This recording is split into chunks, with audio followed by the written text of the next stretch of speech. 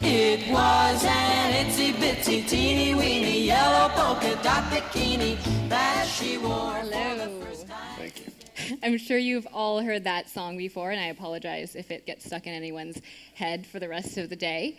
But I'm wondering if you've ever really listened to the lyrics, because until a couple of weeks ago, I had never really listened to them before, so I'd like to review some of them with you. The first verse goes, "She was afraid to come out of the locker. She was as nervous as she could be. She was afraid to come out of the locker. She was afraid that somebody would see." The song continues with her being afraid to come out in the open, so she hides in her blanket. And then she's afraid to come out of the water, so she starts to turn blue. Why was this woman so afraid? The song was released in 1960, 14 years after the bikini was invented in France. French engineer Louis Réard invented the bikini. He worked in his mother's lingerie shop, and he named it after the site of the atomic bomb testing that year, Bikini Atoll. He thought that the public's reaction would be like an atomic bomb explosion, and he was right. His design was based on exposing the belly button for the first time, and he said it wasn't a true bikini unless it could be pulled through a wedding ring. It was so scandalous that no French model would wear it, so he had to hire a stripper to debut his bikini. Before Réard invented the bikini, women wore one-piece swimsuits like this, or if they were two-piece swimsuits, they were still very modest, exposed very little midriff, and always covered the belly button. Before that, at the turn of the century, women wore these voluminous bathing costumes, and they used things called bath machines, which were like a 6x6x6 wooden or canvas hut on wheels. The woman would get inside of the bathing machine in her clothes, and then she would change into her bathing costume, and horses or sometimes people would drag the bathing machine down to the shoreline, and the woman would get straight into the water so that no one would see her in her bathing costume. We have certainly come a long way since then, from practically wearing a house, 36 square feet, to wearing about 36 square inches of fabric. You go to the beach today, and it seems like everyone is wearing a bikini. But it was not an instant hit in the United States. It was seen as a suspect garment favored by licentious Mediterranean types. In 1957, Modern Girl magazine said it was hardly necessary to waste words on the so-called bikini because no girl with tact or decency would ever wear such a thing. And one writer described the bikini as a two-piece bathing suit that revealed everything about a girl except for her mother's maiden name. Guards at the beach would measure bathing suits, and women wearing bikinis were sure to get kicked off of the beach. So it's no wonder that the girl in the song was afraid to come out of the water.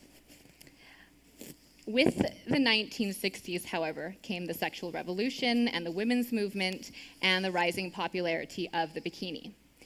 Soon, no one was afraid to wear one, and in 1965, a woman told Time magazine that it was almost square not to. Last year alone, annual spending on the bikini totaled $8 billion. The popularity of the bikini has been attributed to the power of women, not the power of fashion. And a New York Times reporter called the bikini the millennial equivalent of the power suit. So I'd like to take a couple minutes to examine this so-called power that wearing the bikini brings. A few years ago, male college students at Princeton University participated in studies of how the male brain reacts to seeing people in different amounts of clothing. Brain scans revealed that when men are shown pictures of scantily clad women, the region of the brain associated with tools such as screwdrivers and hammers lit up. Some men showed zero brain activity in the medial prefrontal cortex, which is the part of the brain that lights up when one ponders another person's thoughts, feelings, and intentions. Researchers found this shocking because they almost never see this part of the brain shut down in this way. And a Princeton professor said, it's as if they're reacting to these women as if they are not fully human. It's consistent with the idea that they are responding to these photographs as if they were responding to objects, not people. In a separate Princeton study, when men viewed images of women in bikinis, they often associated with first-person action verbs, such as I push, I grab, I handle. But when they saw images of women dressed modestly, they associated them with third-person action verbs, such as she pushes, she grabs. Analysts at the National Geographic concluded that bikinis really do inspire men to see women as objects, as something to be used rather than someone to connect with. So, it seems that wearing a bikini does give a woman power, the power to shut down a man's ability to see her as a person, but rather as an object. This is surely not the kind of power that women were searching for, the power to be treated as an equal, to be seen as in control, and to be taken seriously. It seems that the kind of power they're searching for is more attainable when they dress modestly. But now comes the problem of modesty. The very word modesty is often met with such disdain, especially among the younger high school crowd.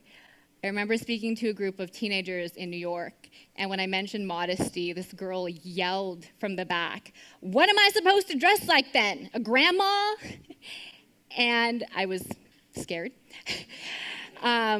But I have to admit, I thought the same thing when I first learned about modesty. I thought it meant I had to be frumpy and dumpy and out of fashion, and I imagined myself wearing dresses like this, sitting alone in my living room, never going on another date ever again, and never getting married. And I was particularly frustrated when shopping for a swimsuit when I decided not to wear bikinis anymore, because all I could find were things that my grandmother would actually wear. Instead of being discouraged, I took matters into my own hands and I designed my own swimsuit. And the first time I wore it, a few girls asked where I got it. The second time, a few more, and so on and so forth. So I decided to put my MBA to use, which made my parents so happy, and start my own swimsuit company. My goal is to disprove the age-old notion that when it comes to swimsuits, less is more, and that you can dress modestly without sacrificing fashion. My inspiration for my swimsuit line is Audrey Hepburn, who is timeless and classy and who happened to have dressed very modestly. I don't think people think of Audrey Hepburn and think frumpy dumpy and out of fashion. These are some of my designs.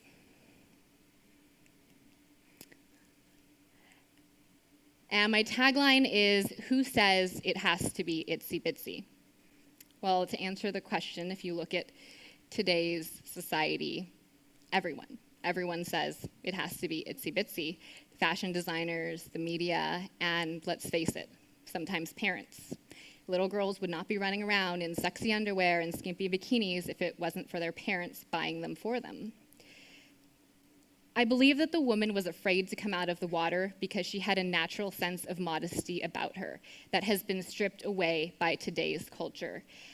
And we need to bring it back. I have dedicated a lot of my time. I travel all over the country speaking to girls about this issue.